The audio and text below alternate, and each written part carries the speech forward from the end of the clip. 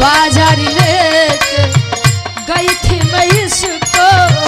तोहफा दिलाया नहीं कहा चल जिसको, कभी मेरे मन की किया ही नहीं, कभी मेरे मन की किया ही नहीं, लहंगा उठाया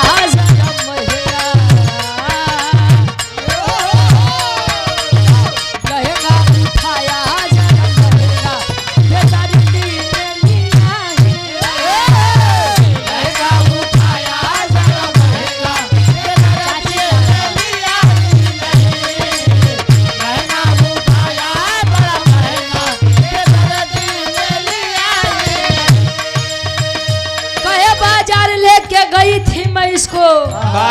और तोहफा दिलाया नहीं कहा चल किसको, कभी मेरे मन की किया ही नहीं, लहंगा उठाया जरा महंगा, बेदर्दी ने लिया ही नहीं, क्यों लहंगा उठाई। कैसे हमारे चाचा देवावन 2-4 घंटा में तो देखता है आदमी चिल्लाई के पैसा कमावे, 15 लाख 10 हजार के लहंगा ले ले तो एक प्रोग्राम के तो कुल पैसा का चाचा ये बदे नहीं देता। चाचा हमार साल भर में एक बार चाची के शॉपिंग करवावो थे, वो करवा चौथ पे,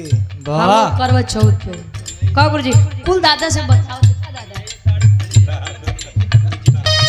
गाल दे लम्बी सो बढ़ता खीस हो, बढ़ता खीस हो,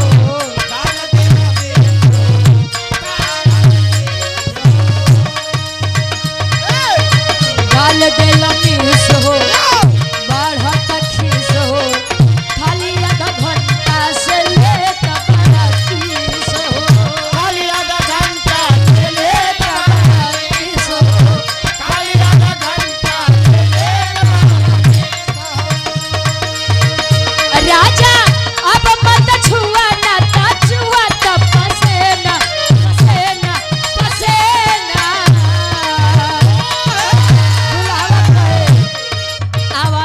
फूल लगे ना हमारे फूल लगे ना, दोलाई तो है बेना हमारे फूल लगे ना, दोलाई तो है बेना हमारे फूल लगे ना, दोलाई तो है बेना हमारे फूल लगे। मौका मिलेगा तो हम बता देंगे,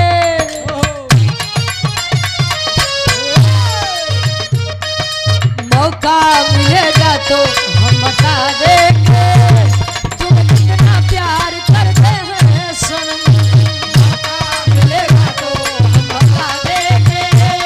तुम कितना प्यार करते हैं सनम, मौका मिलेगा तो हम बता देंगे, तुम कितना प्यार करते हैं सनम। आ मेरी बाहों के दिल की पनाहों में कह दे तुझे जो कहना,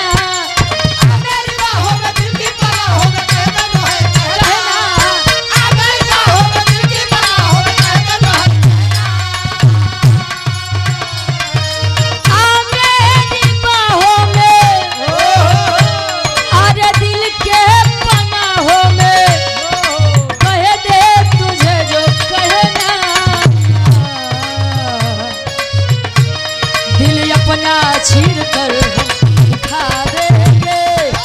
अपना छीन कर हम उठा देंगे, तुम कितना प्यार करते हैं सनम, तुम कितना प्यार करते हैं सनम,